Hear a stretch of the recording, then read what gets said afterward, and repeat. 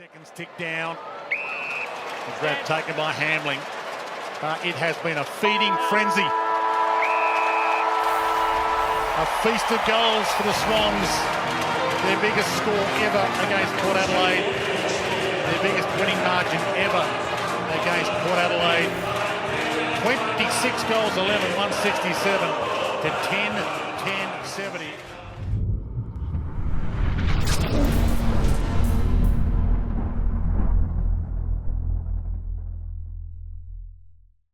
Alrighty, good evening and welcome to the CREEDCAST. It is Tuesday, the 11th of August, so that means we're here for your usual review show. And what a show it's going to be today with a 97-point loss in Sydney to talk about.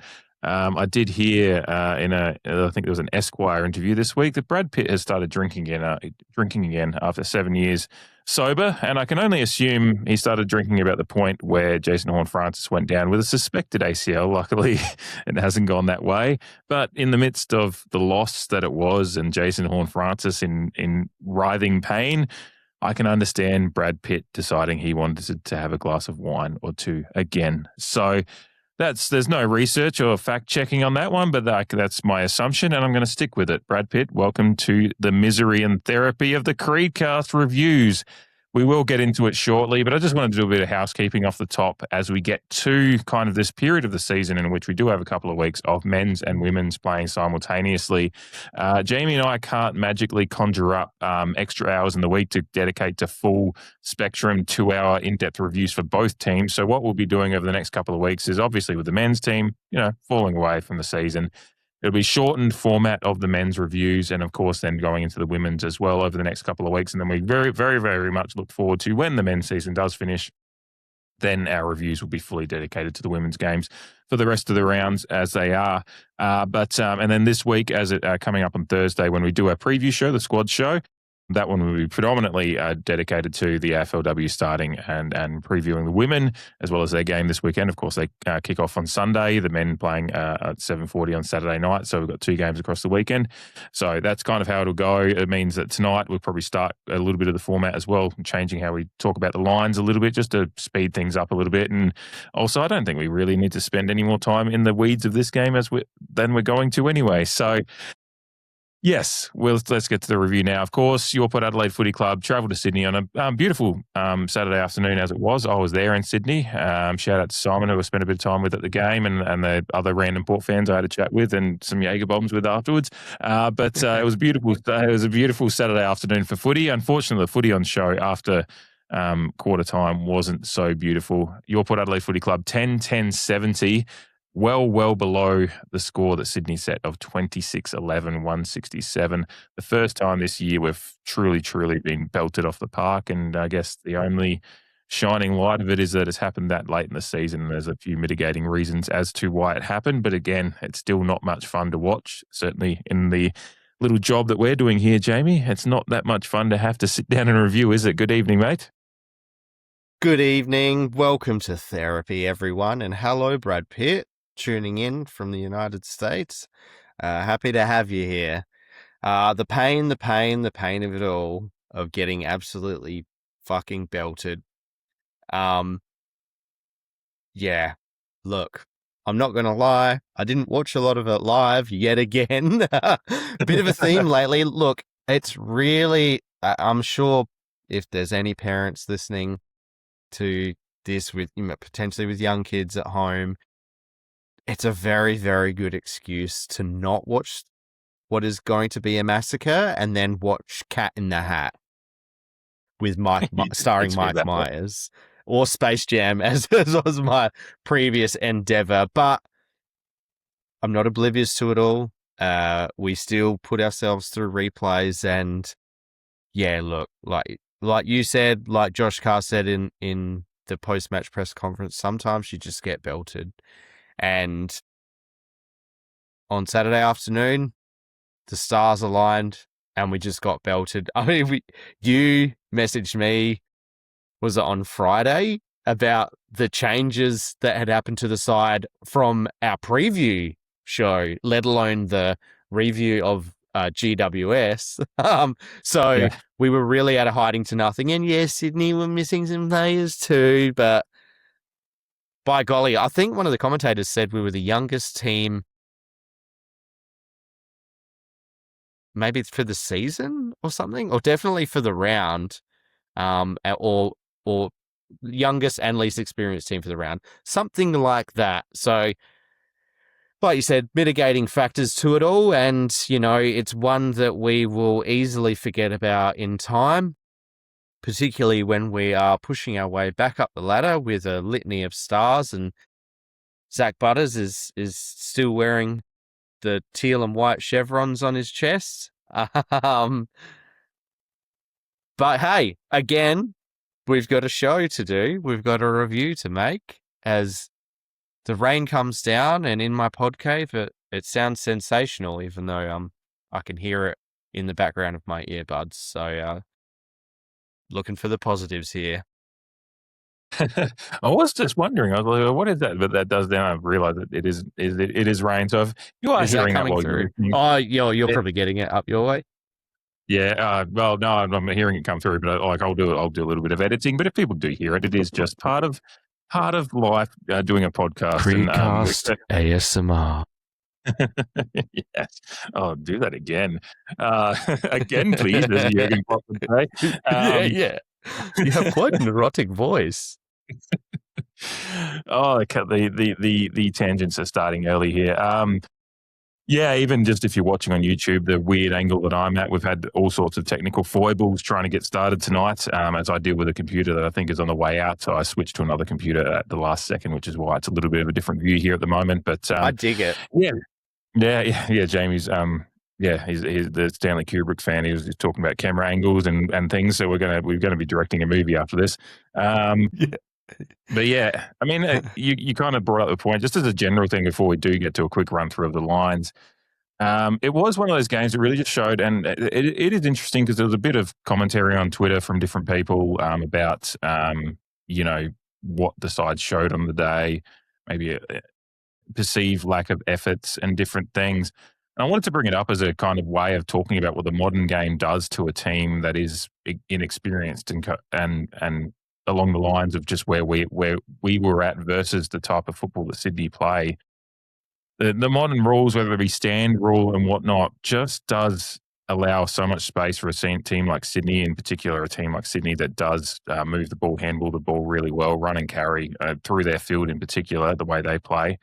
And when you've got an inexperienced team that is still working out positioning structures, team structures, where they should position, how much they come up versus how much they hold back, depending on what the phase of play is, you just saw that really start to get exploited when Sydney, particularly in the second quarter, you could tell they got like a rocket or just a little bit of a message to kind of just adjust a few things. They took the game on, the run and carry, and just you could see we just kind of there was a little bit of hesitation and a lot of young lads that are kind of figuring out where they've got to be.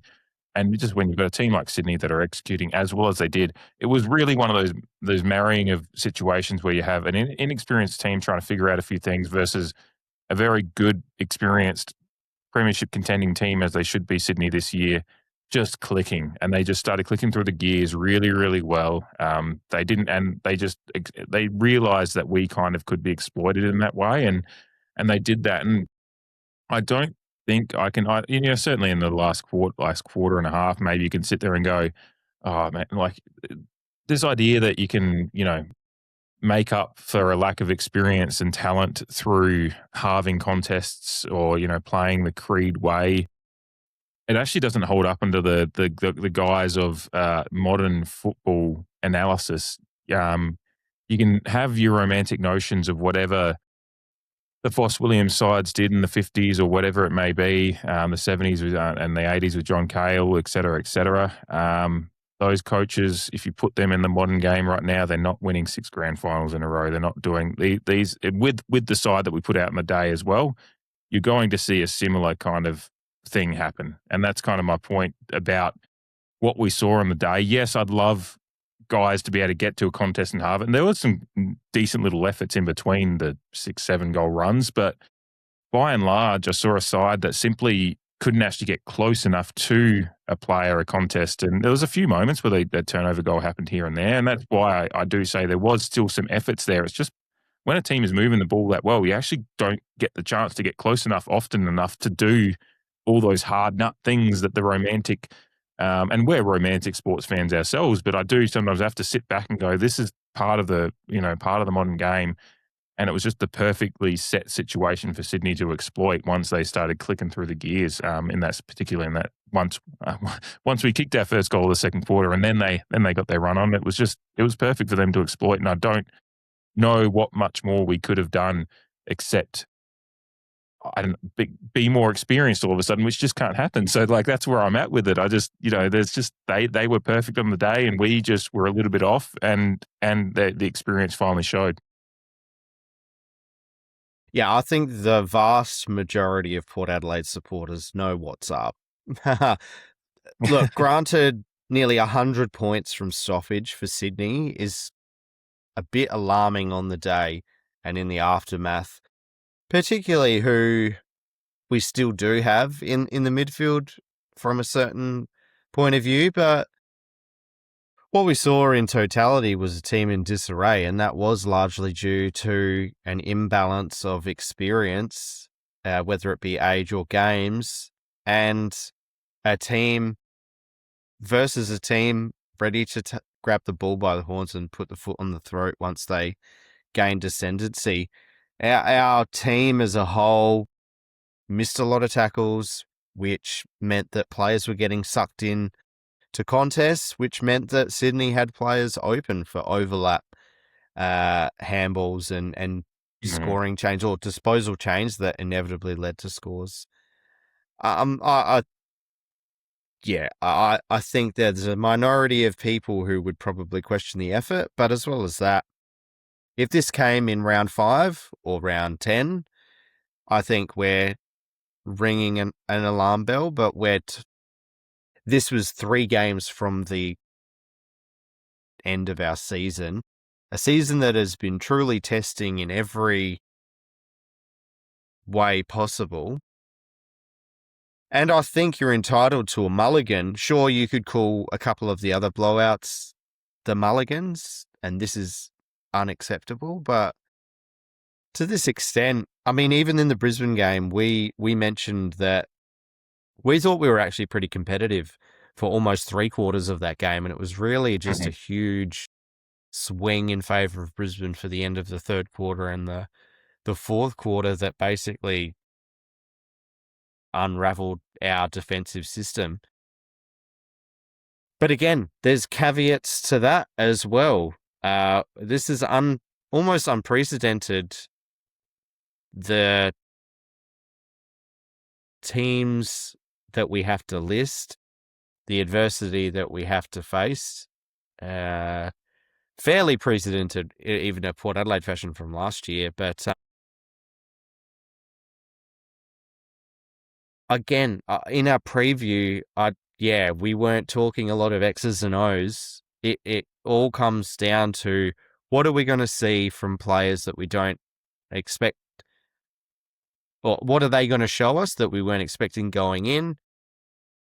How are these new guys going to make some sort of an impact or show their AFL attributes?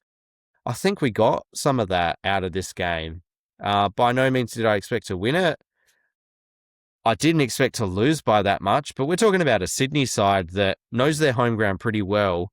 And when they're in that mood, they've put on some monster scores against other sides. I mean, the West Coast game, maybe it was a couple of years ago where they almost kicked like 200 points.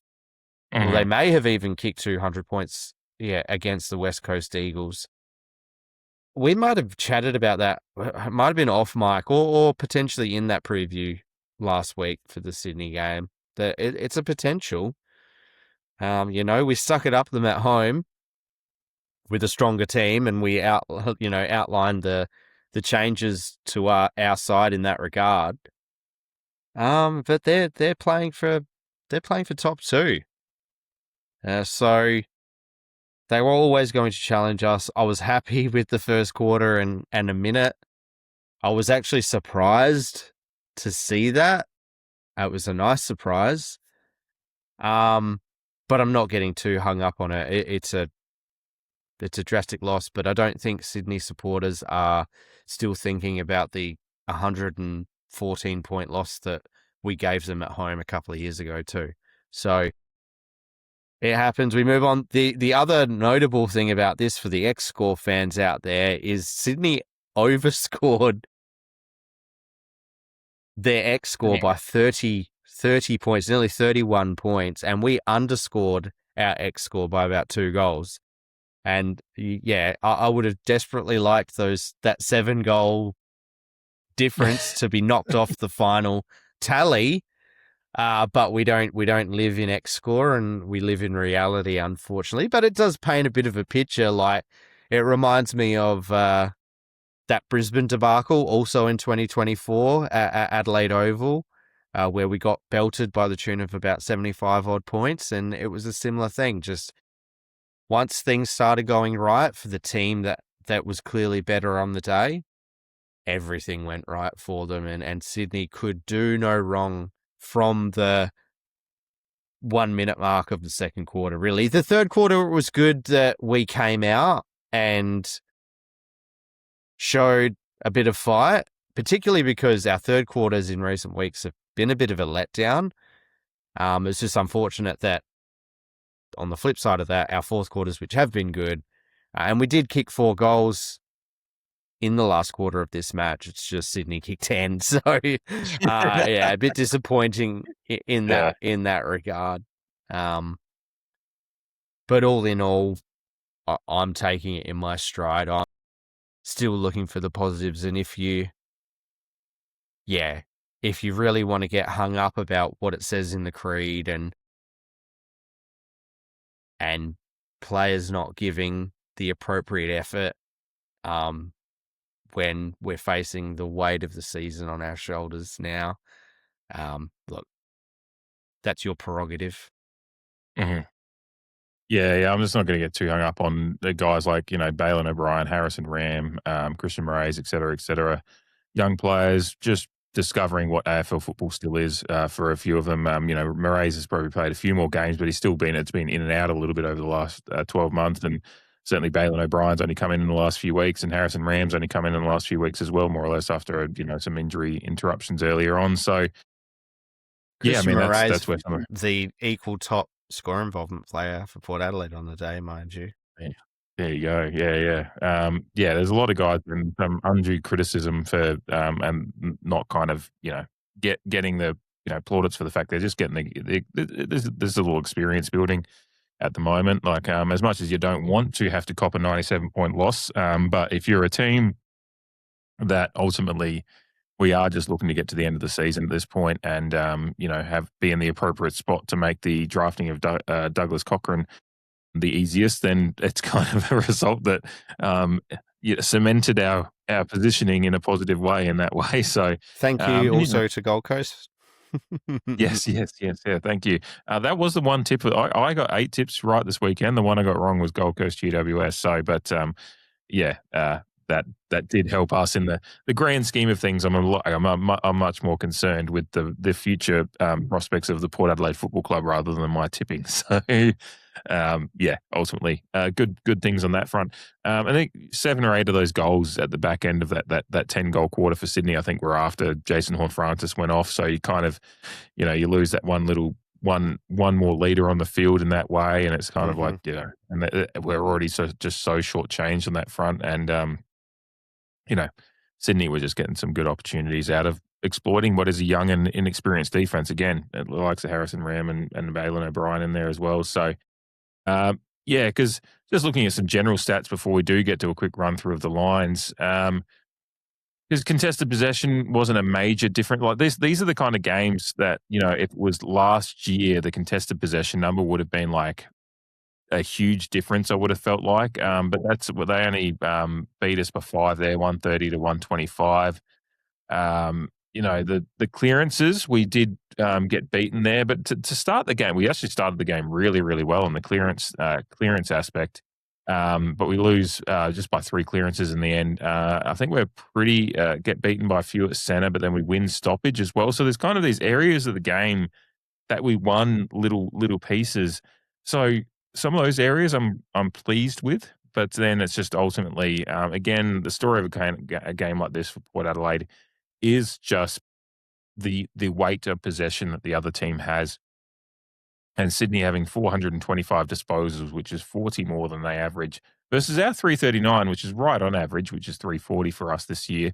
And they had, I think, 40 more handballs than their average, with 219 of their 425 disposals average being handballs. So that's just where the game was won right there, is that their handball chain game is just elite when they're up and going like that. And you just saw them exploit that stand rule time and time again. They were telegraphing it basically, but we just couldn't go, whether, protected zones, stand rule, all that stuff. They could just they've got good runners, got good movers of the ball to get into those positions, and they know to just be there, ready to go. Whereas we've got inexperience that doesn't know exactly where to be at any given time sometimes, particularly with the fact that we've had so many players get injured, so many players plugging and playing in different spots, but that still fucks with your structure and your kind of your smoothness of play, because you've got so many guys popping in different spots. Like, Jace Burgoyne being such a midfielder for the last few weeks is not something that we probably would have been planning for a few weeks ago. So even though he's playing well, again, it's like there's some synergy missing from how we play, whereas you could see the synergy in how Sydney were playing, and they were just ready to go, snap, snap, snap, with every one of those handball chains, and they pretty much go 1 for 1 with handball to kick, actually just a slightly more handballs than kicks, whereas we're obviously still going at 2 to 1, almost 2 to 1, or whatever the ratio. I'm doing some quick math here, but and with the fact that they have 100 more disposals of the ball at 8% more better efficiency than us as well, which again comes down to the fact they executed that handball chain game so well. It's just like, yeah, the meters gained in this game was a stark difference, which we haven't had too many of those this year. I'm just scrolling down to actually find it.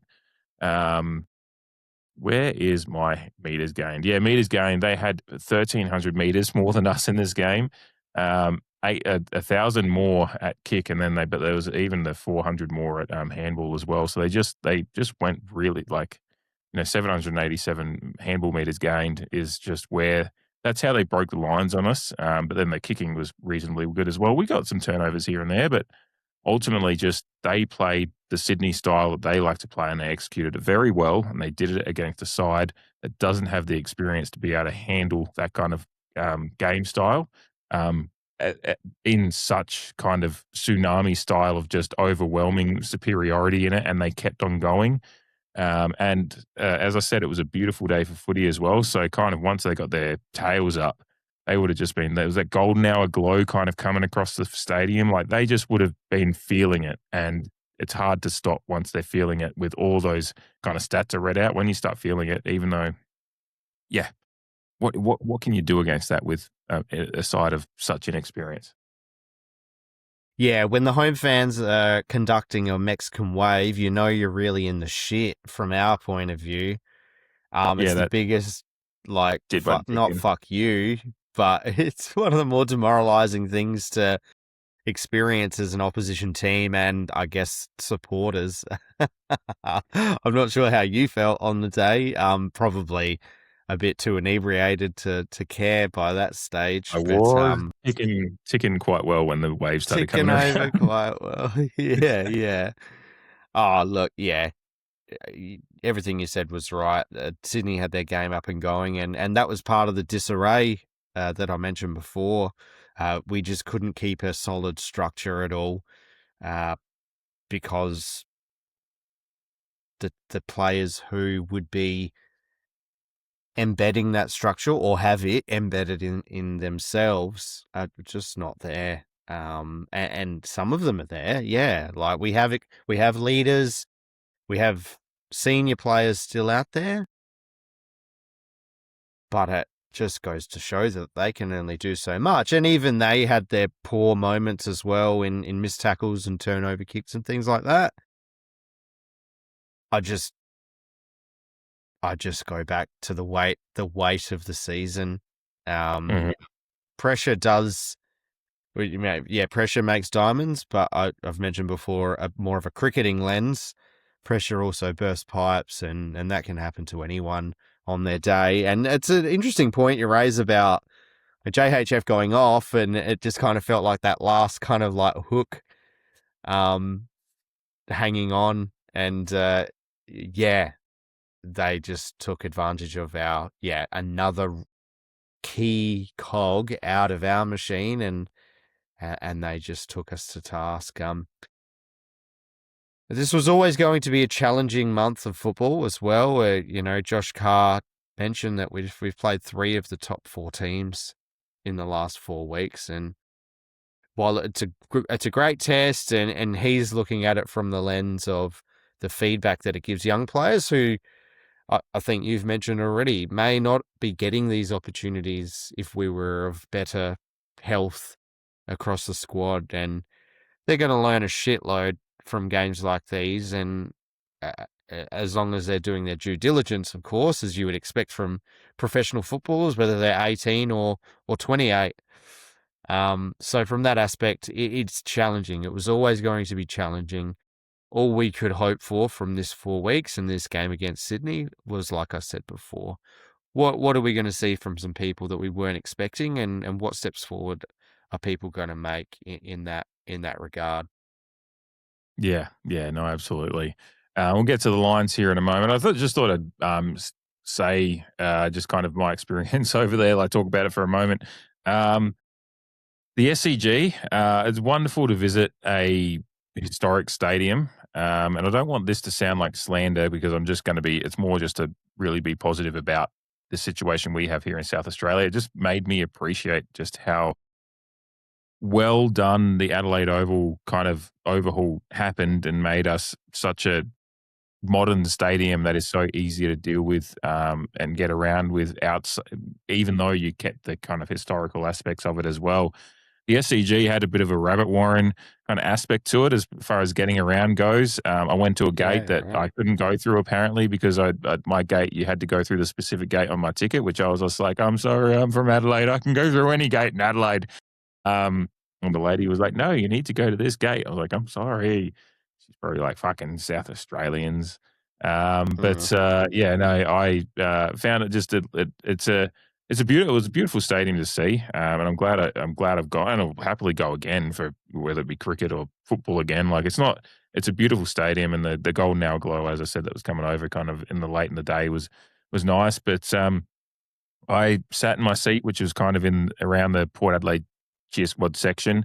But there was a lot of Sydney fans in the area as well, and just the amount of coming and going they were doing as the game got underway was just I didn't see half of the first quarter. I felt like, as a people arriving it's late a social and turning event. up.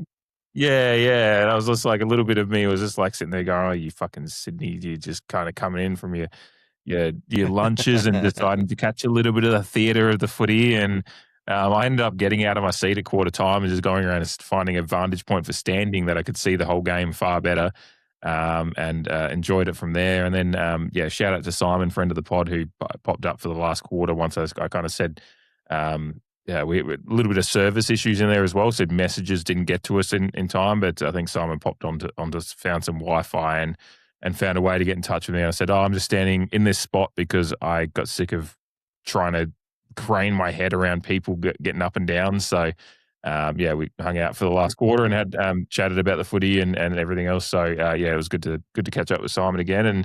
And then, after the game, indulged in some random Port fans that decided to say, do you want to come for a beer? And I said, yeah, sure.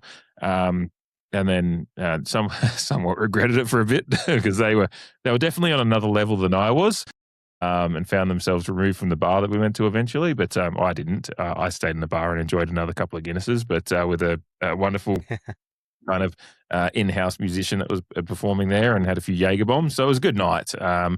A kebab on the way back to my hotel to kind of top it off. So a good visit to the SCG. I'm glad I did it. Ticked it off the bucket list. But I appreciate the Adelaide Oval so much when I go to. I just think we've done we're very, very lucky in South Australia, the kind of setup that we have. As much as, again, I don't want to sound like slander, like all the stadiums in Australia are just fantastically done, but I think it just shows how good Adelaide Oval is that I can nitpick it to the SCG and be like, I love Adelaide Oval more, I can't remember if you've been there. We've talked about cricket I before. have But I can't not. remember if you've been there. Not Yeah, yet. so yeah, It's on the plans. yeah. But yeah, it was a nice weekend. I caught some rugby on Friday night. I enjoyed the game. That was a close game between who was it? The Roosters and Bulldogs. So it was good Friday night game. Christine Anu was playing at halftime. So just Right, like, okay. yeah, sunshine on a rainy day, like was going on, and just because it was Indigenous round, so a wonderful kind of celebration around that for them as well. And but yeah, she performed at halftime and on Friday night rugby for so it was just kind of a cool event in that respect, and indulged heavily at that game as well. So yeah, enjoyed the time in Sydney, but made me appreciate always appreciate Adelaide and Adelaide Oval when I come home after those kind of little trips over interstate. Yeah, sounds great. I was a little bit not jealous, but yeah, it's just a good opportunity to go over. It was a great day for it, and although it was a quick trip for yourself, yeah. So sometimes, yeah, they not the most noteworthy, but it's just a nice change up in the monotony of life, just to hop over somewhere, fresh scenario, fresh scenery, Mhm.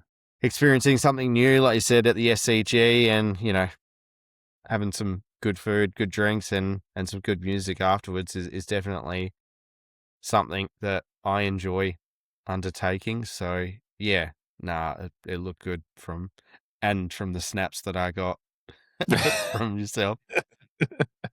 Yeah, I Because was you getting got it. to Yeah. know when to hold 'em. What was it? He was When to doing. hold 'em. Yeah, that one was it. He did that one really well. God, there was another song that he did that just got like, um, was just a real know your audience one. Like, I can't think of the song now, so I'm not going to go into it too much. But yeah, he was kind of had the crowd in Trinity Bar in Surrey Hills there just wrapped around his finger, which is good. And but good pints of Guinness, splitting the G. One of the bartenders just put the shamrock in the foam of the Guinness, and I just kind of looked and went like, game recognized game, and he kind of was, it was good vibes.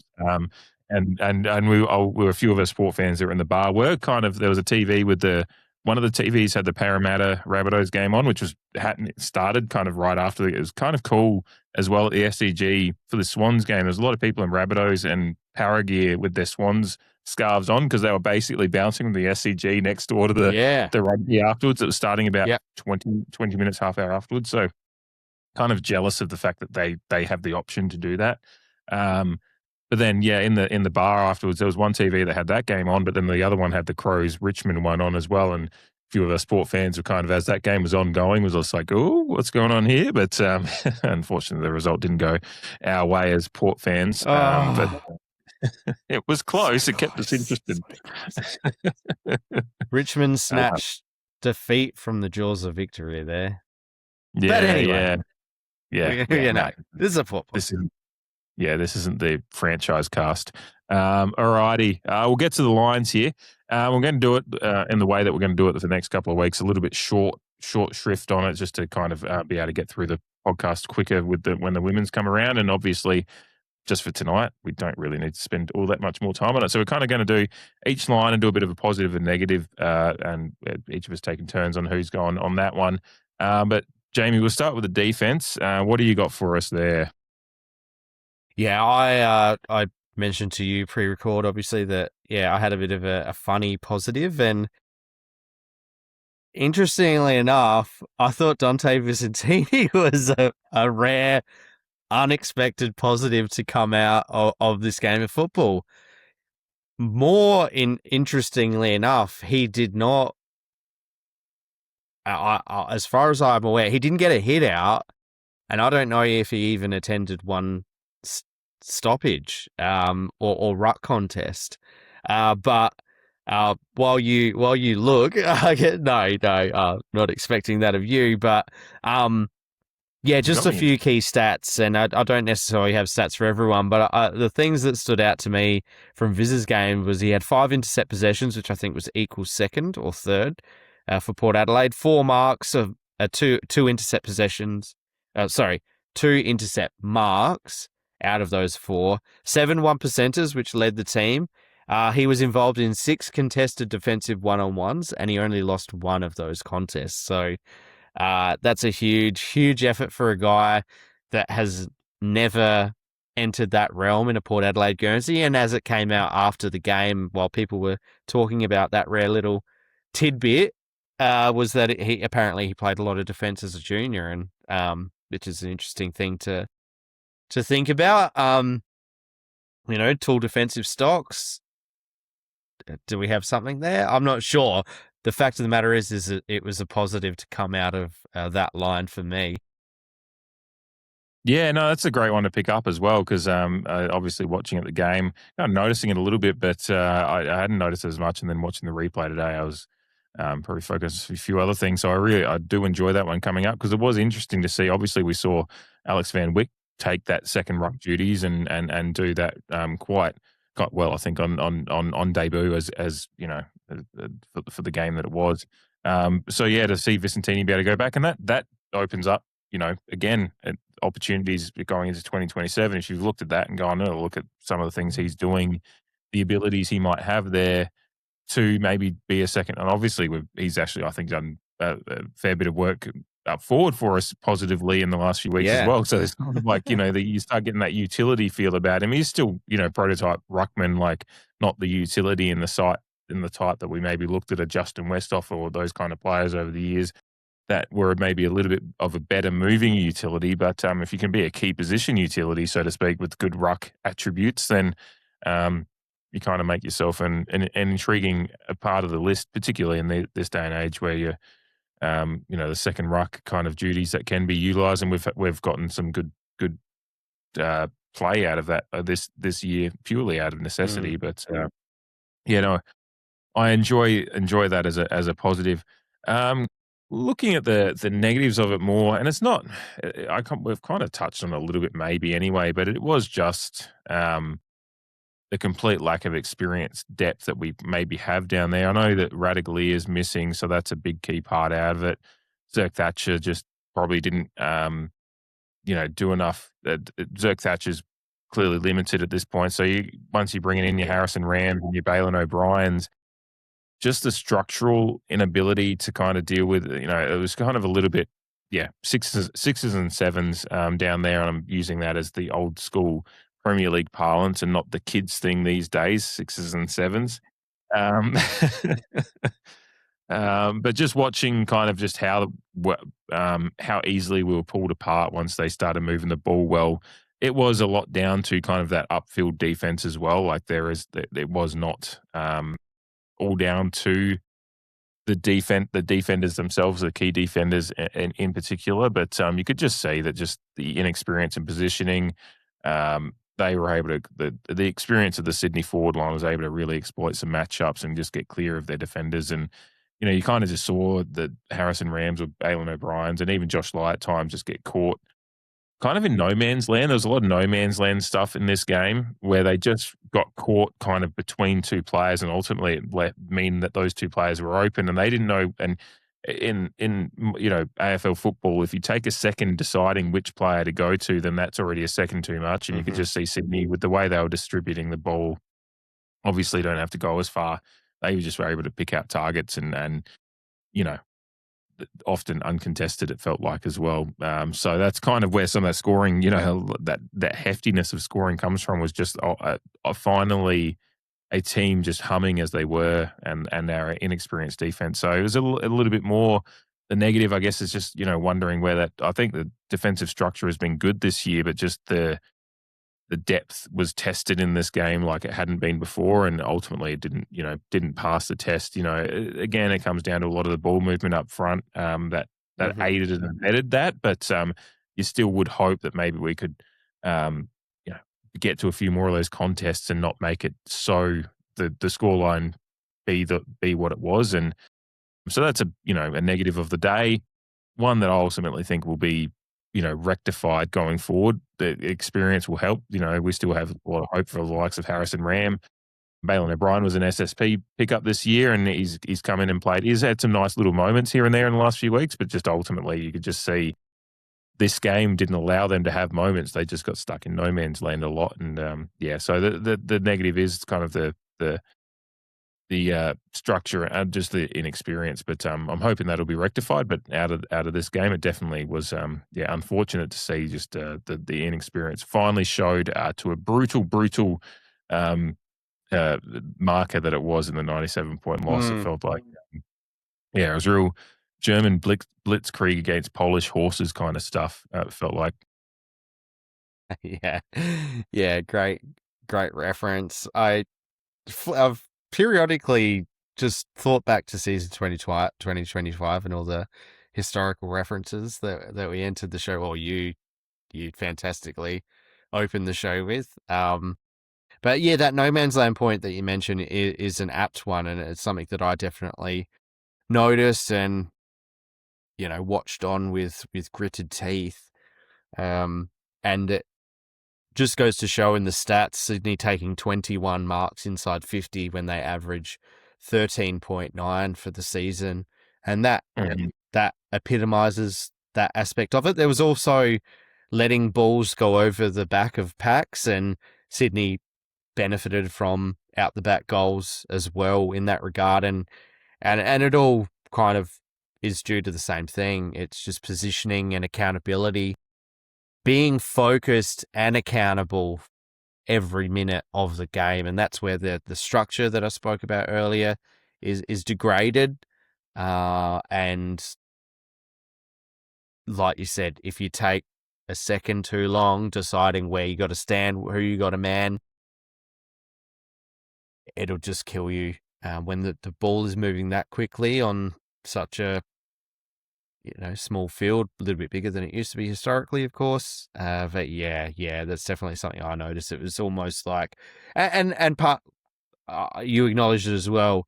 This also does come down to the team defense up the field just being cut up like butter, which doesn't help. But I feel this was a game, again, everything went right for Sydney. Not a lot went right for Port. Team defense was poor a lot of the time, but I think the defense also had a bit of a mare and I'm even lumping Aaliyah in that. A rare bad game. And again, there's caveats, there's mitigating factors, there's all of that. A guy who still had 7 marks, mind you, and I think his fair share of 3 intercept marks. But yeah, I think the defense, it's one that they'll review heavily, of course, as we'd expect them to. But again, it's a rare mulligan for them because they've been pretty adequate for the most part this year. Yeah. Leah's efforts on the day kind of looked like, a tank springing like 10 leaks, and he's like, I've only got 2 hands and like 3 pieces of tape. Like, which ones do I go for? So like kind of like his efforts and movement seemed a little bit more chaotic because of the chaos of the game itself. Kind of just go, well, what are you going to do? And Aaliyah is certainly, one of those ones that's proven himself so much for us that you kind of look at it and go, that's like a mulligan again for himself, and he'd want to have it back. Absolutely. But I think that kind of goes to show at that point at the top of the show about efforts and how the people view what players are doing on a field. It's just like you kind of see when a player like Aaliyah is looking, I don't know, for lack of a better word, flustered by the way the game is being played, that kind of exemplifies what's going on in the game and for a defense in particular. So, good stuff there. Well, good stuff from you, not good stuff from the defense, but again, we hand them the mulligan. Heading towards the midfield, have you got a positive or a negative for us? What are we going with first? Oh, I mean, I've actually got a few positives, but I'm happy to hand it over to you if something's sticking out in your mind, considering I went first last time. True. Well, I'm going to go a little bit left field with my positive, and then you can honourable mention a couple afterwards. But obviously, we saw Jason Horne-Francis play his 100th game, and it wasn't the greatest game for him, obviously with the injury at the end, and he got some parts of the game went past him a little bit. I think just with the way it was being played, particularly in the second quarter. I think they mentioned he was pretty quiet at times there, but he had his moments that he played really, really well as well, and obviously still ends up in with some of our best players. We'll do our votes later, but just as far as the AFL match report he was listed in the best players. Something I loved about his game, again, was it's ice cool temperament. And we've talked about this a little bit, but I wanted to highlight it because there was a moment in the game, like I think it was in the fourth quarter, where Papley kind of gets into him. And Papley, there was a fucking dynamite piece of Dwayne Russell commentary where he said, Papley, not probably your first choice as best man, but he'd be your first choice for your Bucks party or something like that. And so I don't know. That was separate to the Jason Horne-Francis incident, but obviously Horne-Francis has been known as a bit of previously, even up until last year, as being a bit of someone susceptible to getting dragged into a little bit of argy-bargy and letting his temper get the better of him. And we've lauded his ability to seemingly get away from that this year. And I don't think I've seen any better example of that than when Papley's getting into him with a few little jumper punches on the ground, and Horne-Francis kind of just land there, and his teammates come in and fly the flag, which is good to see. Even late in the game, the teammates did come in and fly the flag. So again, that's a little bit about that effort stuff that was there, and players were doing those things. But Papley gets kind of dragged off him, and his knees get dragged across his face, and he cops a bit of a whack there. But Horne-Francis kind of just pops up and walks off. And the commentators did make note of it. They said that's new. But for them, I don't know, we've noticed a fair bit this year that his temperament seems to have improved on that front. Not that I'm against him having a little bit of a go here and there, but he seems to pick and choose his moments. And I think he just knew in that moment wasn't the moment.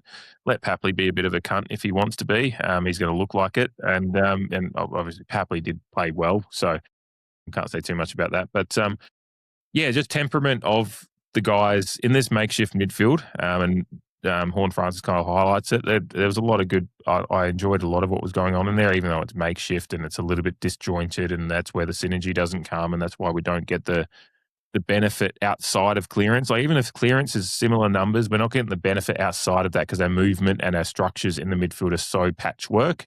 That's why we're getting beaten so well at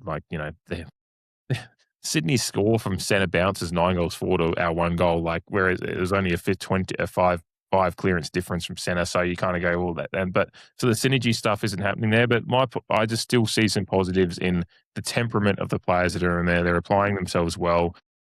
A player like Jason Horne-Francis could, if he was at the temperament he was maybe even 12 months ago, could be forgiven for getting into some argy-bargy because, what the fuck else are we going to do this year? Win the fight.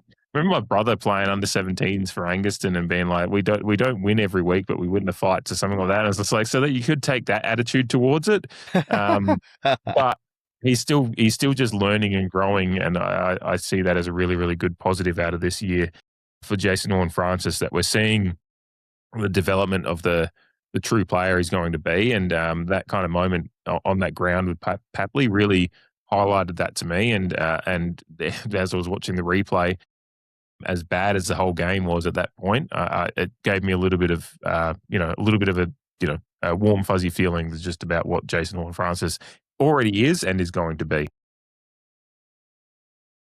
It's a great point, great topic that you make, and it's really enjoyable for people who, like ourselves, who support in the way that we just want the best for everyone that puts on the jumper.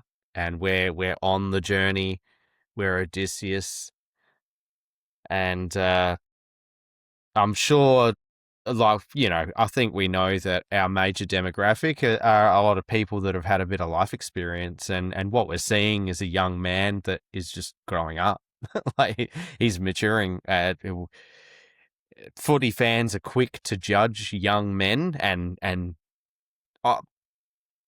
AFLW, I think the community there is a lot more supportive to people who actually do give a shit. But the average footy fan, when it comes to the men's competition, historically can put a lot of pressure on young men, but can also judge young men harshly. And I just think back to who I was at similar ages, and how much of a child I still was while being a legal adult, just how much of an immature person that I was in my life, let alone playing elite level sport in Australia's national game. And I think it's very refreshing what we've got out of Jason Horne-Francis this year. And not only has he taken his game to another level, he's taken his maturity to another level, which we hoped for. But like you said, even 12 months ago, definitely 24 months ago, you have a team without Rosie and Butters in and around that midfield, and let alone all the other players that we have missing. And he's basically all of a sudden one of the key figures and key leaders on field. He's not reacting in this way, or abstaining from reacting in that moment. There was also a lesser moment. I can't remember which quarter it was. I think Chad Warner might have taken it over the boundary, or he might have marked it. And JHF was kind of hassling him a bit, and Chad Warner got his back up about it, and I think was pushing him around a little bit. And JHF didn't engage. He probably knew that he was being a bit churlish, just kind of lingering with the contest. But just head down and man the mark. If it was a mark, I'm pretty sure it was, actually, now that I speak about it.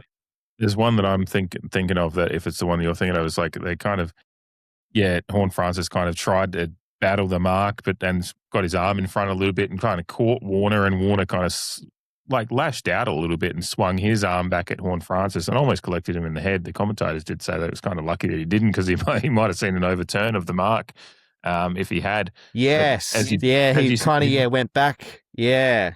Yeah.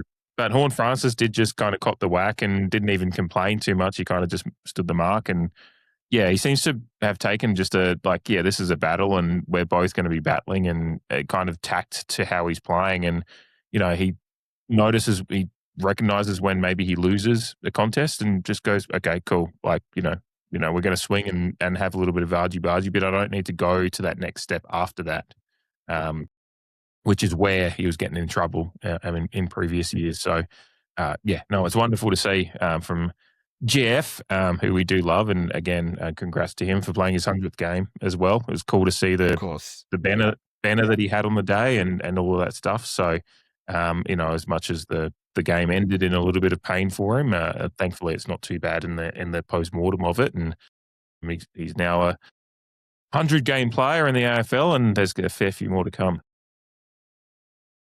Fair few indeed.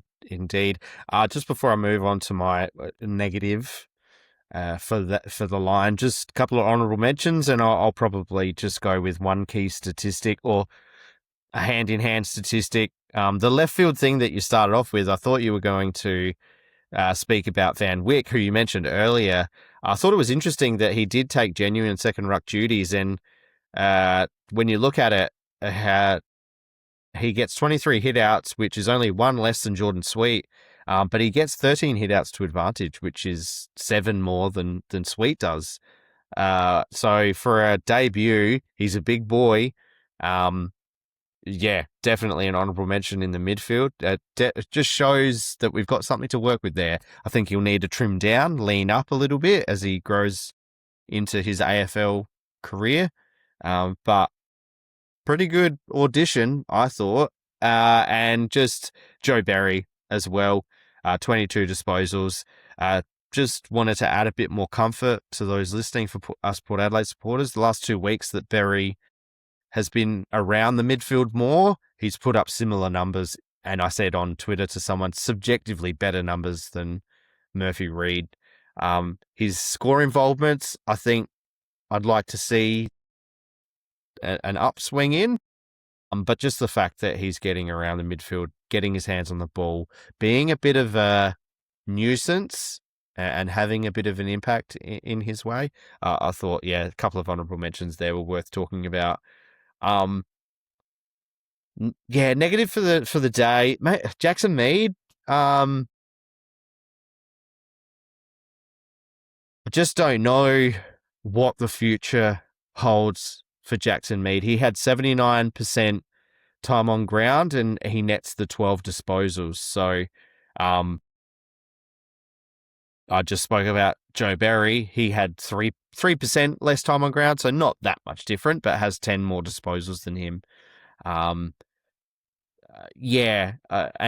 no shade on Jackson Mead. 2024 Jackson Mead was we were heavily into the spotlight and watch list segment on this show, and he was one of, I think, the most spotlighted player in 2024. Definitely exceeded everyone's expectations, particularly ours in that year. I just don't know where his future at AFL level lies, because one thing that we can say is that he hasn't been starved of opportunity at AFL level across the last 2 seasons. In season 2025, I think he got pushed out to a wing, and then he started this year potentially on a half back before going, no, I'm a midfielder. If it means I have to go back to the Magpies, like, I'll do that. And, you know, and to his credit, he has done that. He's gone back to the Magpies because he's not in our best midfield. But yeah, I just for a son of a gun, and full respect to the family of the Meads and Jackson. While I'm saying this, again, we want the best out of everyone that pulls on the jumper. And the father-sons are a bit more romantic, and we want them to just continue in that vein. But there was also some times, and I don't know if it's a lack of thirst for the contest, or a lack of concentration, or just a bit of misfortune, but just running past the ball quite a number of times, and all of a sudden you're out of position, the opposition get the ball, and you can't really make an impact on their possession and therefore disposal of the football. It's in a midfield where we got some positives, and again, the young people showing stuff, people's taking steps forward, one of which we haven't spoken about yet, but I can damn well guarantee they will get spoken about later. Yeah, Jackson Mead just still seems in a holding pattern, and I just fear for his AFL future a little bit. Yeah, it feels like we've just found the limits of Jackson Mead at this point, because he's had a few years in the system now, and like he's it's one of those things you can sit there as the layman and go, he's still a very, very good football player. Obviously, he's getting shots at the AFL level. He's going to be a very, very good football player for the rest of his career, wherever, if it's at state level or whatever it is. It's just like he's getting, these chances have been quite generous this year based on the fact that we've had some injury issues, and he's still just not taking that chance to say that I am an AFL player. Like, it just may be that you're a Sandful level kind of player, and that's fine. If you're going to make a career in footy, not everyone, where this is the top of the pops. So, but it is just disappointing, because we would have loved to have seen him maybe flourish, whether it be as a star or just like as one of those players that's a real inject into the side when you need him. But yeah, he's just not even, not quite getting there. So, it's a good one to bring up, because there's a lot of players at the back end of the year. The list management's going to be really interesting, and guys like Jackson Mead, want to take their chances if they can, and unfortunately are not. So, the forward line. I'll let you go whether you want to go positive or negative first, and I'll bounce off of you. But I'm interested to see where you go with this one, because I think there's a couple of areas both ways here. It definitely is. Yeah, look, a forward line that, starved of opportunity. Just another funny point on the game is we scored 70 points, and we outscored our score last week, and we've scored a similar score to what we have the last few weeks. Unfortunately, that the defense piece is just the thing that imploded massively. So our forwards actually did quite well considering what was presented to them on the day. If I can quickly check. Yeah, 50 inside 50s, which is our 2026 average. So, but my positive is Jack Whitlock. You know, you could be fooled as a Port Adelaide supporter on certain weeks of the season, particularly as we draw to a close where Jack Whitlock maybe kicks his one goal, doesn't feature on the goal sheet, and he has had his accuracy battles the longer the season has gone. But one thing that you have to give him credit for is that he keeps showing up, he keeps presenting, and he obviously keeps doing what he's being asked to do and keeps presenting for the team. I think one of the commentators, or maybe it was, I think it was Josh Carr, and maybe he said 7 shots on goal, but kicked the 3 goals, 1. I remember one falling short that absolutely should not have fallen short, and we didn't even score from it, I don't think. But yeah, I just lost concentration or something, but that makes 5 shots on goal with his 3 goals, 1. So I'm not sure about the other 2, but regardless, 5 shots on goal, 7 shots on goal, without a Mitch Georgiadis in that forward line. He just keeps, yeah, like I said, if you're fooled into a bit of concern about Jack, his contributions are just around the corner. A good game is just around the corner. That's what this year has proven, is that while being very raw in the system, he is still managing to make an impact. If he has a quiet week, it's almost certain that the next week he'll make some sort of an impact, which I really rated. But 3 goals, 1, essentially being the lead key forward in the end. Not that he should be leading the leading key position forward in a team where, you know, you've got a Todd Marshall, who's a senior player. But again, if you're presented with opportunities, if you've got attributes that you can exploit your opposition with, and he definitely does with his reach, it's becoming noteworthy now. Even the commentary team are cognizant to Jack Whitlock's AFL attributes. You know, I'm not putting him on the same level of Sam Darcy, but he could be spoken about in that vein, because I think one of the biggest things that Sam Darcy gets spoken about and jerked off about in Victoria is the fact that he's got a big reach and he'll be a handful for defenders. You know, I see that similar challenge when it comes to Jack Whitlock for defenders moving forward, as was spoken about in the commentary of this game. But yeah, just super proud of him that he just keeps fronting up and keeps presenting. And although he still is having his accuracy problems, he still finds a way to kick 3 goals, 1 on the day. Yeah, no, that was definitely the big positive of the day, is that he's battled through the different yips and whatnot this year, but he's, you know, the to kick 3 goals, 1. And yeah, the commentators were just lauding his abilities, take the, you know, mark the ball at the highest point, all that stuff. A few comments about him getting into the gym, but yeah, even just looking at the way he's grown this year, like I already look at him as he's got a little bit more thickness in the arms that he did 12 months ago. He was lining up for one shot, I think, while they were talking about that, and I was like, his arms look massive, like just in the position that he was in. Yeah.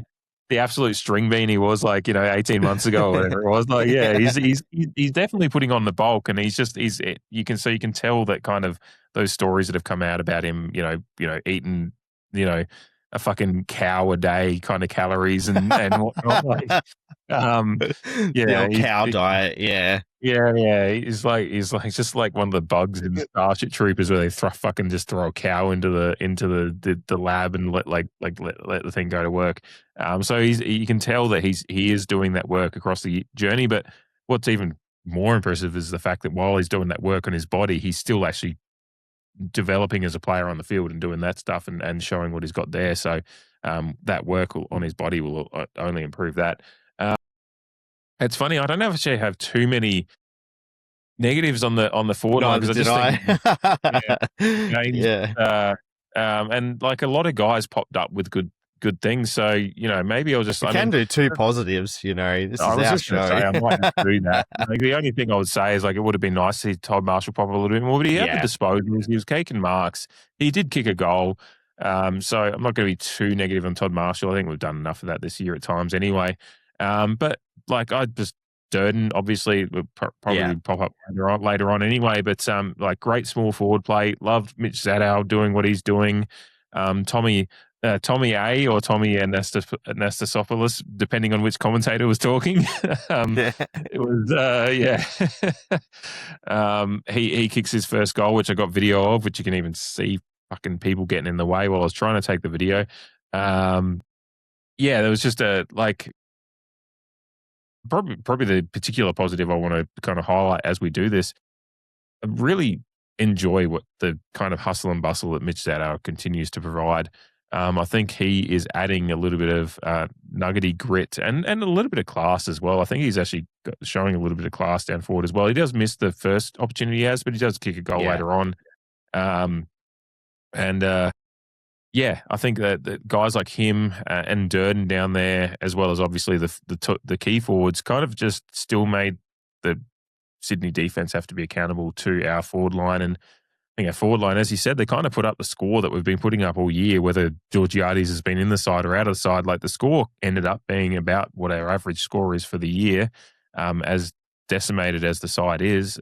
So you kind of just go, well, there's a lot of other issues around the ground. The forward line did the work they could considering the conditions. X score was a little bit rough again, but it's just the guys, considering the youth and inexperience in that forward line and the guys that were standing up, really, really pleased with kind of some of those bit part players that have popped in there. Mitch Zadow was a player that at the start of the year I wasn't sure if I'd see him play in the AFL side, and I'm really pleased with what he's doing as he's come in. And Durden just continues to Durden, which is wonderful. He Durdenly does. That's good. I enjoyed that. That tickled me.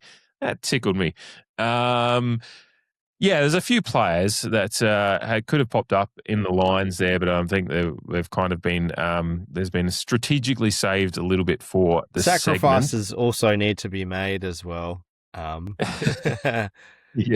the new format. So absolutely. And I know that a few of these players could have come up in the lines there are going to come up in the segments because there were some nice performances in there. So just before we do get to the segments, a reminder, of course, if you do listen, watch on YouTube, whatever it may be, follow on Facebook and all that, then you probably don't need this reminder. But if you think about it and go, I don't know if I do follow them on Instagram or Twitter or Facebook, or I watch on YouTube, but I don't think I'm subscribing to my favorite podcast network on my phone. And sometimes I do want to listen to the podcast out and about. So make sure that you're a fan of us and what we do, that you're subscribed and following on all the socials across all the networks. It does help us.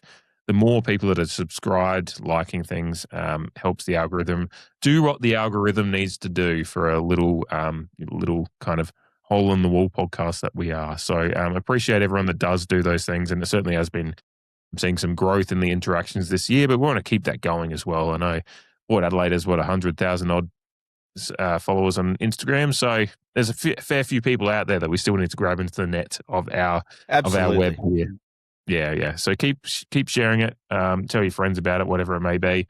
Because certainly while the men's season is coming to an end, the women's season is just about to start. So we're going to be doing plenty more content here for the next few months before the season rounds out. So plenty more to come. But for now, we'll get to the segments, which of course we always start with the Wilson Gray. Down, Gray doing brilliantly, getting through to Monfries.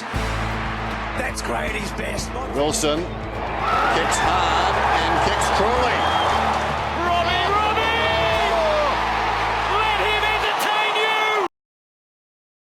Alrighty, Wilson Gray. And Jamie gets to go first this week. Before he goes first, I'll just mention the winner from last week.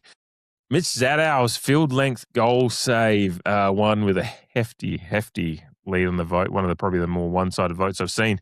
96% of the vote versus the 4% for Jamie's nomination of Willem Drew's crafty tap on last week, which I actually really, really enjoyed when I watched that on replay. So there was a couple of votes there for that one, but ultimately the Mitch Zadow, which I think is just one of those ones that just sticks out and people voted for. So a one-sided vote there. But Wilson Gray, Jamie, you're first this week. There was a few, despite the result. Yeah, look, there was a few. But yeah, there was one that stuck out to me. Thankfully, quite early, with 16 minutes and 50 seconds roughly on the clock in the first quarter, Joe Berry gets the ball on a halfback flank, does a little 1-2 with Christian Moraes. Christian Moraes, who gets the handball a little bit wrong and probably doesn't get it out in front of Joe Berry as much as he would like, but Joe Berry recovers from that and puts the ball straight inside 50 to Mitch Zadow, who attempts his first shot on goal. That's obviously the one that he doesn't convert, but the play to get the ball to Mitch Zadow in that moment from Joe Berry in particular was nice to see. And again, that drive and that penchant to create for the football team. Show all year again this season. Port Adelaide free. Moraes. Also the 1-2 with Berry. Hunted down by Blakey, but he shook him. And then he torps it inside 50, and it's back nicely.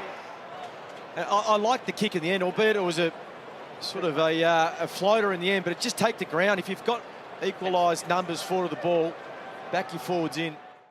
Yeah, it was a really, really good sign from Joe Berry's intent early, and what he's doing at the moment is quite impressive in that role. A good nomination for you. That was in my shortlist as well. A Joe Berry moment like that is always going to make my shortlist. So some other shortlists out there, maybe not. But for mine, yes. But I do have another one in my shortlist. Also from the first quarter, because let's face it, that's probably where a lot of moments did come from. And when I was watching the replay, I did start zoning out and my eyes started glazing over once the second half started. So, but my Wilson Gray nomination, about 3.5 minutes to go in the first quarter. There was Errol Goulden was breaking out in the middle of the ground, and Tommy Anastasopoulos just chased him down just enough to get a tackle on that kind of didn't bring Goulden to ground, but Goulden just kind of misses his kick because he takes the kick as he's being tackled by Tommy A. And it does enough for Goulden's kick to get kicked straight into the arms of, I believe it was Josh Lai. The replay will play in a moment, and I could be wrong, but I'm pretty sure it was Josh Lai that kind of takes the mark. That Tommy A absolutely does affect the kick that Errol Goulden was planning to make, and ultimately leads to a turnover. So a saving of a goal chance essentially, because that kick was going inside 50 for Sydney. So my nomination, Tommy Anastasopoulos forcing Goulden into a turnover. Hands it off to Goulden on the run by Anastasopoulos. Got him. Chase. He takes the grab. Burne-Jones wide to Berry. It's a great chase, though. Back inside to DBJ. Back out to Berry. And Darcy Burne-Jones was dealt with after he disposed. Fantastic. Yeah, definitely on my short list, and a great effort from him. Couple of highlights on the day for Tommy A. So, yeah, good on him. That was definitely, like I said, on my short list. I can't also remember exactly who it was that took the mark, but let's just go with Josh Lai. Roll the tape. No, it's probably already rolled. Yeah, I have Josh Lai's face in my head, but then again, in my dreams. Yeah. I did have a Josh Lai badge on my scarf on the day, so he is in my head. Alrighty, let's get to the goal of the week. Monfries has kicked a goal. Unbelievable. Haven't seen anything like that. It's gone at right angle. Flashpoint, Stevie Mobley, what a time!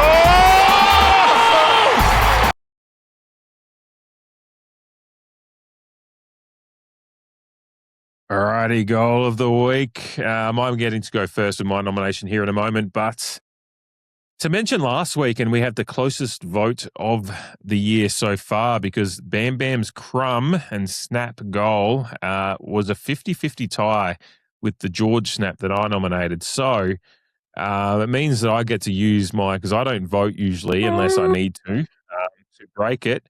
And I'm actually going to go. I nominated the George snap, but I'm actually going to nominate to make a weekly winner for this one.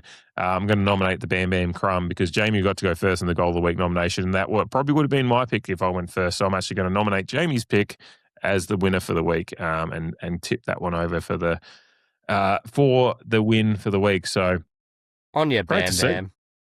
Yeah, great to see that we picked. I mean, I don't think we had too many options from last week, to be honest. But the fans, the Creed fans, and thank you as always for voting. Of course, if you are listening to this and you're a first timer, we do put these. We're recording on Tuesday evening, so the podcast is out on Wednesday. And on Wednesday evening, so Wednesday evening, the 12th of August, the nomination package videos will be up on the Instagram stories of the Creed Instagram page, and they'll be up there for 24 hours for you to vote on which one you want to see win the nomination for the week. So, as I said, sometimes they're one-sided, as a Wilson Gray one was from last week, but sometimes you get a real tiebreaker in which I get to pop my vote in for. So, Goal of the Week this week, and I get to go first. There was a couple in this game, actually. For a game that we lost by 97 points, I actually found it hard to bring it down to a couple. In particular, to me going first. I know I get the kind of pick of the pops, but I kind of know that there's another player that'll likely come up if I take this other one first. So I'm actually going to nominate one that I think deserves a nomination, even though I think there's probably one that Jamie will nominate after that might win. But I'm going to make sure this one gets in there. Jason Horne-Francis in the first quarter, taking advantage of a turnover from Nick Blakey. Real good pounce on the ball, nice clean pickup, and just a beautiful finish all in one from Jason Horne-Francis in his 100th game. Punishing the turnover and a beautiful finish. And something he's been doing a lot this year is finishing beautifully. And for him to get that highlight in his 100th game was really, really nice. So I wanted to make sure that one was nominated because I enjoyed it. It happened right in front of me. An enjoyable moment in a moment in the game that we were still feeling like we were right in the contest. So, Jason Horne-Francis is my nomination for the week. And Geordie, we've heard from Josh Carr in recent weeks about hang on. Call the goal, Lynchy, if you can, because it's about to be kicked by the party man. Jason Horne-Francis in game 100. Chad Warner's had one touch. Braden Campbell's had one touch. Errol Gould's had two touches. They haven't come to play just at the moment, the Swans, but Port Adelaide certainly have done and get their just desserts. Brilliant. Yeah, I pretty much guaranteed to nominate that one had you nominated the one that I'm going to nominate, which you were probably going to nominate, and that's Corey Durden in the second quarter, if I assume correctly. Durden like a cork in the ocean, in the words of Dwayne Russell. Just persistent at the contests and like a pinball, the ball that is, like Corey Durden, and then snaps truly to kick his first of the day. Crunching attack by Van Wyck. Durden kept his feet, part of the seas, found a little gap there. The knock on, back to Durden, shrug. Could be one of the goals of the year. Well done. Amazing. Corey Durden. Old school Dennis Committee cork in the ocean stuff. The Swans just couldn't stick it, so this was his first opportunity. Yeah. Really good low to the ground. He's been clean all year. He's been a real fine up forward. See there, a little fend off, but more importantly, he's finished his work. Yeah, it was incredible.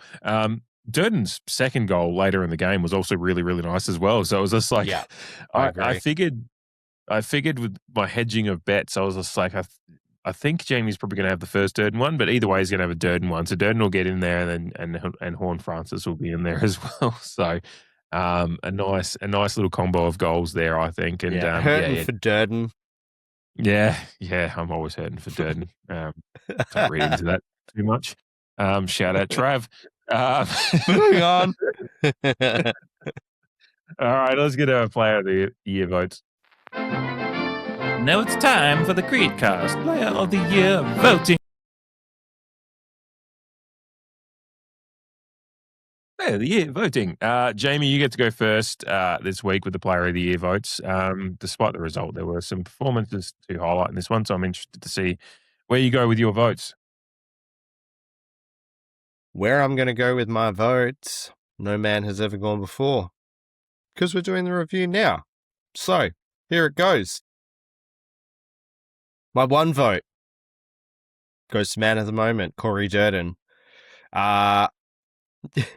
Really wanted to give, well, actually, I came into last week's game against GWS and I was like, I don't care how this game goes. I'm going to give Corey Durden votes because he's had a good season, but he's had a good month. And I think, who do we play before that? Brisbane. I thought he had good moments, but in the end of that, I was like, I can't really justify it. And I was going to give him some catch-up votes. And so after this game, I was like, Corey Durden deserves catch-up votes. And I was going through the 5, the 4, the 3, the 2. And I'm like, yeah, no, fuck. I can't get you any higher than 1. But he has the 13 disposals, 6 of which were contested. He grabs the 6 ground balls, which, just to clarify, it also, ground balls are contested possessions. They're one element of contested possessions that we actually get visibility on. 76.9% disposal efficiency, 186 metres gain, 4 marks, the 2 goals too, so 4 shots on goal. Thank you very much, Corey Durden. Still waiting for the Durden bag, unfortunately. 1 goal assist, 2 score launches, which means that his possession has started a chain that ended up in a score. 6 score involvements in total, 3 inside 50s and 10 pressure acts. So a good, well-rounded Durden game. And yeah, again, in a game that we got absolutely belted in, but a game that our forwards were also able to, like you said, contribute in a similar vein to how our average for the year has gone. 2 votes, Jack Whitlock. Nominated him or spoke about him in our lines. Just deserving of votes when you're leading the forward line. Also the 4 shots on goal, but he makes his look a bit prettier. 3 goals, 1. And yeah, like we spoke about, he did have more shots on goal than that too. So he's presenting, he's having shots, accuracy at goal is his kind of turn Whitlock off and back on again in the preseason. So that season 2027, he's hopefully kicking through the ball, not leaning back, copy and paste Mitch Georgiadis. 10 disposals, 4 of which are contested. For a tall guy, he got the 3 ground balls, 170 metres, 5 marks, the 3 goals, 1 like I just mentioned, and 11 pressure acts. Breathe. 3 votes goes to Willem Drew. Happy for Willem. He crossed the 30 disposal barrier, which rarely happens for old Willem. WD 20. 31 disposals, 10 contested possessions, 3 intercepts as well, 7 ground balls, 74.2% disposal, 350 odd meters, 4 marks, 3 score launches for him too, 6 score involvements, 9 clearances for Willem, 5 inside 50s, 21 pressure acts and 5 tackles. Maybe a bit unlucky to miss out on the 4 spot, but I thought, yeah, when you consider all the evidence at hand, Willem is deserving of a podium finish for mine. Be interesting to see how yours shape up. My 4 votes goes to JHF. He only netted the 18 disposals, but obviously only playing, what was it? It was 79%. Oh no, I'm looking at fantasy score. Silly me, 60% time on ground in the end. So yeah, extrapolate that out if you will. 9 contested possessions, 3 intercepts for him as well, 4 ground balls. Moved it at 77.8%, just under 300 meters, 3 marks. He kicked his 2 goals. He also had 2 score launches, 5 score involvements, 6 clearances, 3 coming from the center, 4 inside 50s, and 11 pressure acts. So just a well-rounded JHF game. No frills JHF game. Unfortunately, couldn't play out the match at hand. But good to know that it was just a hyperextension. Oh, you spoke about that off the top. I wasn't as concerned as a lot of other people. Maybe it was just blind hope, if that's the right term to use. But the hyperextension was, yeah, Connor Rosie's hyperextension, that was fucked to look at.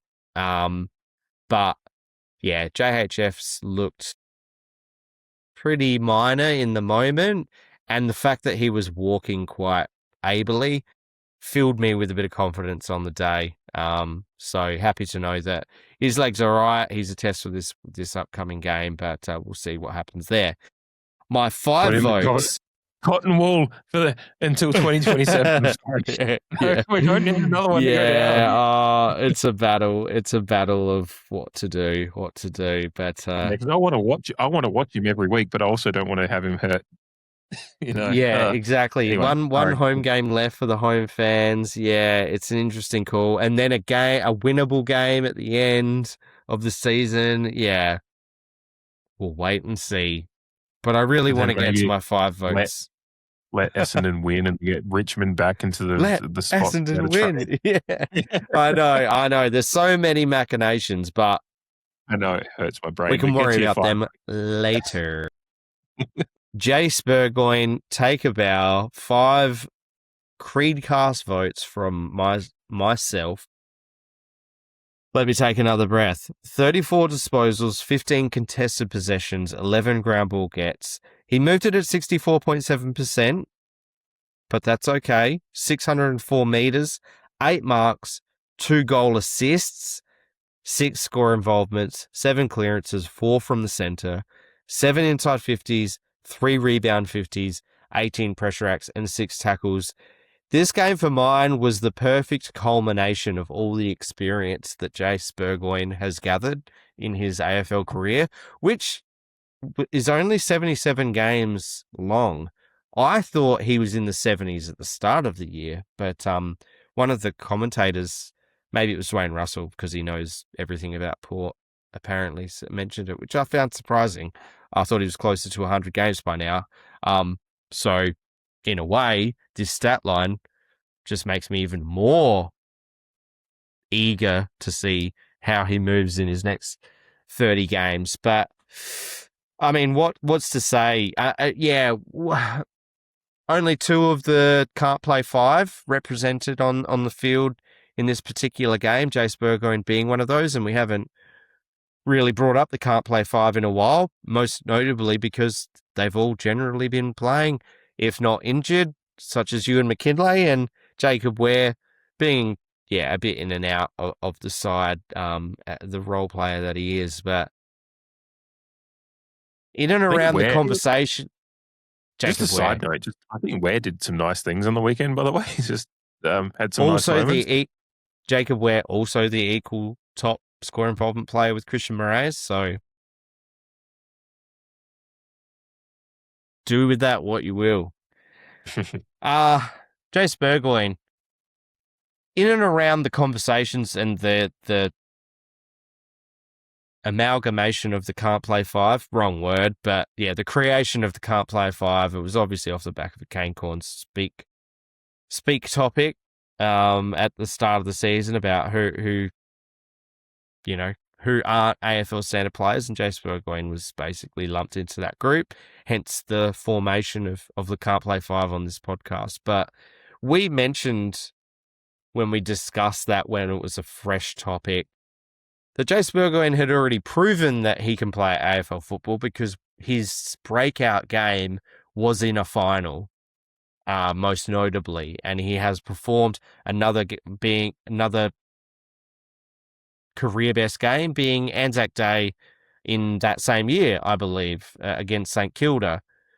So he had already proven it. What this game did was elevated that level to new heights. Not only did he have a career best day, he rubber stamped the fact that he is an AFL player, and he has yet again, or he has gathered even more evidence to suggest that he is more than capable at playing AFL football. Like I said, this game, and I'll reiterate, to me, seemed like the culmination of all of his AFL, whether it be in the halfback, where he did have that breakout game in the final, or career best game, his time on the wing, and now his experience inside. I think the stats that he has brought up, particularly with this opportunity of going inside, is quite surprising. Just, again, for a guy that seems slight, but that we've discussed is actually quite tough and quite strong for the frame that he presents. But what was it, 11 tackles last week against GWS? He gets 11 ground balls, which, again, ground balls are a contested possession. The score involvements, but also not letting it affect his defensive side of his game in way of 18 pressure acts, 6 tackles in this game. His marking ability, 8 marks in this game. We've mentioned that there's been games across this season where his stat sheet looks good. It looks well-rounded. The disposal efficiency has been a bit of a discussion point. Look, 64.7, I can live with that, particularly if you're playing inside mid and sometimes it's a bit chaotic. Obviously, we discussed leveling out that average, but I can live with that, particularly with everything else from the defensive point of view, score involvement's point of view.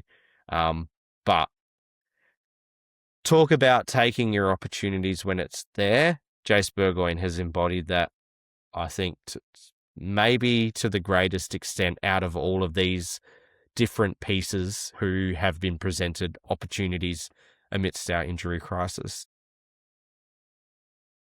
Yeah, 100% agreed. Yeah, the Jace Burgoyne game. I think as you were just talking about the disposal efficiency thing, it's always an interesting one to bring up because it does sometimes come down to your role in a game and how that game is being played. And his role was to be, a key cog in that midfield in a game that really wasn't going well.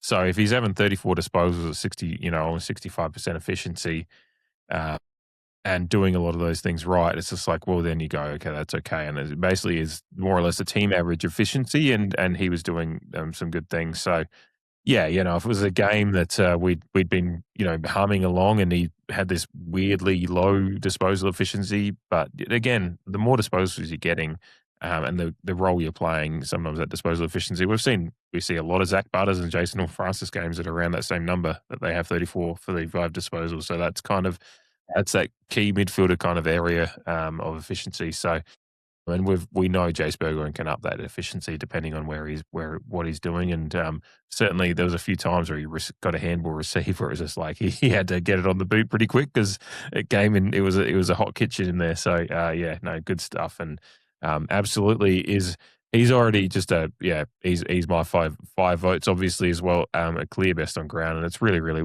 pleasing to see him kind of take that opportunity with both hands over the last few weeks and really make a case for himself to get some more time there. It'll be interesting to see what he does with his body in the next year or two, but he's incredible. Going through my votes quickly here, my one vote went to Whitlock, so I didn't unfortunately get dirted into my votes, so there was very, very much a case in my mind, and I'm glad you got him in there as well because he's just one of those players that probably has deserved to get in there more this year. So well done to you for taking that mantle there. But I got Whitlock into my one spot. So I'll go down from my 5 spot now before I get to my 1 point of difference as far as players go. So obviously I had Burgoyne in my 5 spot. I had Willem in the 4 spot and JHF in the 3 spot. So just basically, it's surprising that I'm the one that went Willem because I am a certified, we both love Jason Horne-Francis. We both love Willem Drew, but Jason Horne-Francis is like my number one card collector thing. He's my favorite player at this point. And so it is funny that the kind of the flip there, but I really appreciated what Willem was doing. There's a few things that Willem was just doing in the game, his distribution, and obviously his stat line was really, really good. So I think he quietly had a really, really good game. So he was my second best on. JHF third. The difference I had in the players at all was I actually got Joe Berry into my 2 spot, which again could be some personal bias. Yes. I do think the stat line backs it up. He had the 22 disposals at 72% of efficiency. And he had 328 metres gained. He had the 6 score involvement. It was. Sorry, if I'm looking at the wrong spot here. I think it was 6 inside 50 is what I was going for, which was second only to Jace Burgoyne. And they're 300 odd meters gain. Just some really, really nice moments like you mentioned before in the Wilson Gray. Just some nice moments of connective stuff. There's a few moments where he's running down the wing. Joe Berry running down the wing. He's prompting. But like just moments where he does that, like, when the player's running with the ball, takes a bounce, does a little like hand motion, like come up to the ball. And he's just like, he's already that directing traffic kind of brain that he's got. I really, really appreciate. So with the disposals he had, decent efficiency, meters gained.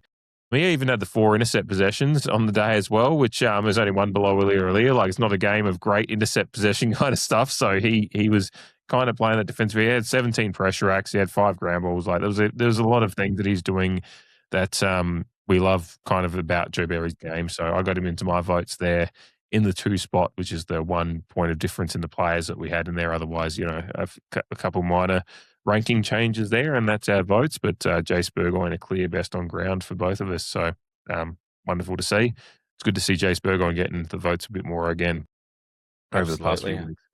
We're enjoying that kind of renaissance in his game. Funny listening to the commentators just talking about how great a year he's been having, whereas I think on this podcast we never said he was having a bad year, but there was times where we were just looking for him to take that next step across the first half of the year, and he's, whether it be whatever opportunities have opened up for him, he's taken them with both hands. So, which is really, really pleasing to see.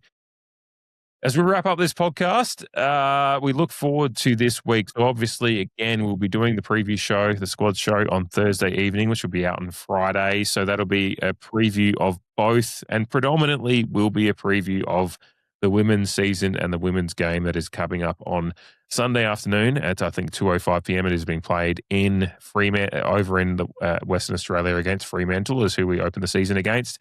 Before, obviously, start getting it into your calendars, we do play at home on the next Sunday for the women's side. So make sure you get that one in there and get down to Alberton to support them, because that is always a wonderful occasion. But this weekend it is, of course, women on Sunday and the men on Saturday evening. It is the last chance you get to see the AFL men's side play at home this season. So 7:40 p.m. against Melbourne. I'm scared, but it'll be an occasion. We're going to get around some beers on the day, I'm sure. So, Jamie, how are you feeling about the weekend overall? Just as a brief before we, obviously, it's a more in-depth preview on Thursday. Yeah, just in brief, I'm thankful that we'll have between 2 to 4 players come back, and probably more so 3 to 4 players come back, some good players in that regard for our last home game. And look, I watched that Melbourne Fremantle game. It's one of the more enjoyable games I've watched in a long time. It was fantastic. Melbourne played super on the G. All I hope for is that Port Adelaide gives a good account of themselves, considering the turmoil that we've had to face across this season. But just puts on one more performance. I obviously don't expect to win. But for mine, that's all I'm expecting. See the season off with a bit of pride from a home ground point of view. Sorry for bumping my mic. Melbourne are super healthy. Their injury list is pretty small. Unfortunately, not containing. Their injury list containing Brody Myercheck. And so we're likely to get JHF, JHF is a test. Lockie Jones is likely to come back, and then we've obviously got Mitch Georgiadis and Xavier Bammett to come back in. Now, in regards to who goes out... Sorry, just one second. Isn't Joe Richards available as well? Joe Richards as well. So, it's potentially 5 players, or 4 players in, and JHF being the pseudo in if you were to assume he was out. I guess, bit of mental gymnastics there.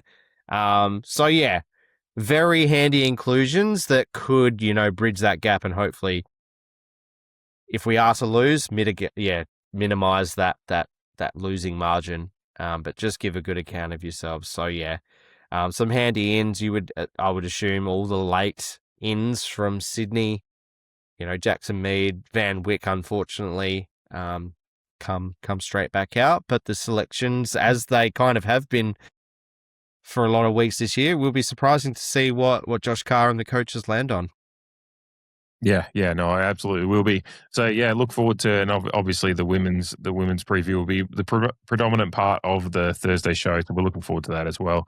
There is a few injuries noted there as well, and whatnot, but we'll probably talk about that in a bit more depth on Thursday evening as we properly preview the women, because we're very, very excited for their season to come. So,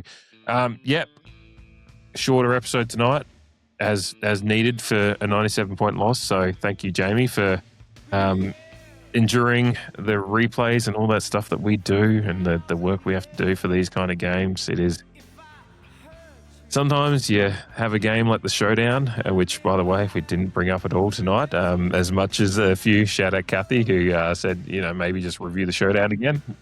It was considered. It definitely was considered. But we did the duty that we are assigned here and reviewed the game as best as we could. So thank you, Jamie. Thank you all for listening, as always.